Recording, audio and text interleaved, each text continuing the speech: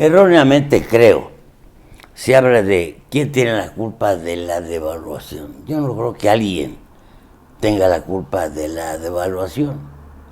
¿Por qué? Bueno, indudablemente que hay el efecto que estábamos comentando hace un momento, el efecto que está en general en el mundo. Yo me acuerdo hace 6 o 7 años el euro estaba a unos 50, unos 55 dólares por euro y hoy está a 1.10. Podemos decir que han tenido una caída el euro. No, yo creo que el euro se ha mantenido tuvo una época de una sobrevaluación muy grande con la fusión completa de Europa, que se fueron agremiando más países a la comunidad europea, donde se generó mucha mayor inversión y entonces el euro se convirtió en una moneda muy apreciada porque pues había más habitantes y esos habitantes tenían claro el futuro de que iban a hacer inversiones importantes. En el caso mexicano, yo creo que hay un problema fundamentalmente un problema de credibilidad en las autoridades hacendarias de nuestro país, de que ha habido un crecimiento de la deuda interna de manera importante. Hoy la deuda interna del gobierno mexicano es del 47, el 48% del Producto Interno Bruto. No llega a los niveles de deuda de otros países, pero ya es una deuda importante que se vino en los últimos 3 años de la presidencia del presidente Nieto. Eso genera, primero, que haya un poco de desconfianza, ¿no? en inversiones, pese a que hay inversiones que son seguras como la industria automotriz, que ha habido un crecimiento importante en México, pero no hay la inversión externa suficiente en México. La deuda interna, que aunque está contratada en pesos, pues si yo tengo dólares y el peso se devalúa, pues entonces tengo mayor capacidad de pago de la que tendría estando un dólar como hace un par de años a 16 pesos y hoy lo tenemos a 19 pesos. Estas ofertas que hace el Banco de México de los 200 o 300 o 400 millones de dólares diarios no son para la vida productiva del país. Yo considero que son 2 elementos fundamentales. Uno, que en nuestro país tiene mucho viajante, muchas personas que viajan y que requieren de divisa para poder salir del país. El año pasado fue histórico en la salida de turistas o de negocios de mexicanos a otros países y necesitas una divisa para poder hacer ese viaje. Y otro es la gente que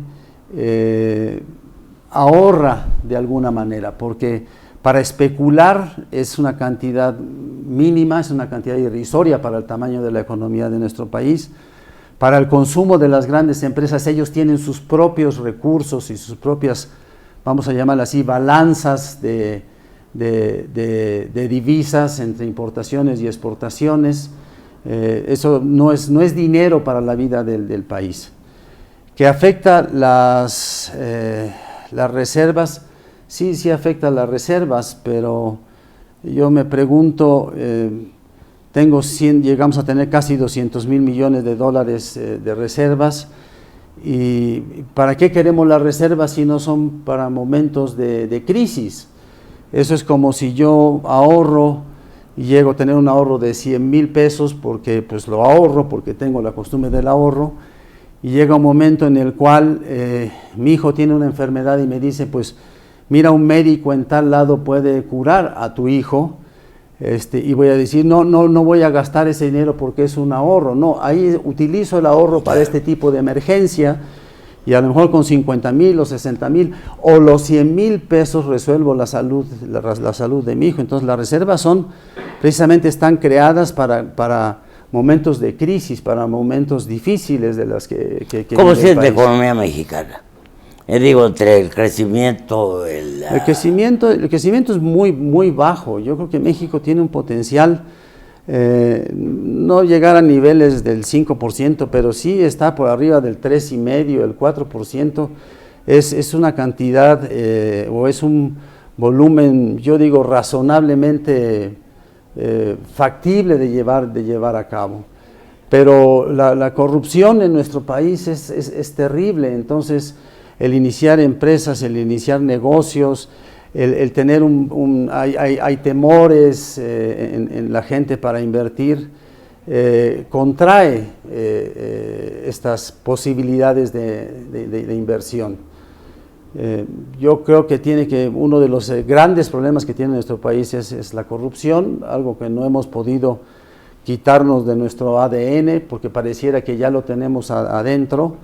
En el momento en que la corrupción baje, el momento en que las leyes sean transparentes, en que no haya discrecionalidad de los funcionarios públicos en la aplicación de las leyes, sino que sean claras, que sean objetivas, yo creo que la gente va a dedicarse más a producir, que se va a dedicar más a invertir, y que la economía de nuestro país puede crecer en ritmos que no son los ridículos como los tenemos hoy, de un 2%, que no es como hace 40 años de que teníamos un mayor crecimiento demográfico que crecimiento económico. Hoy por lo menos están más o menos a la par, pero yo creo que México tiene un potencial para lograr un crecimiento económico mucho superior al capitalismo.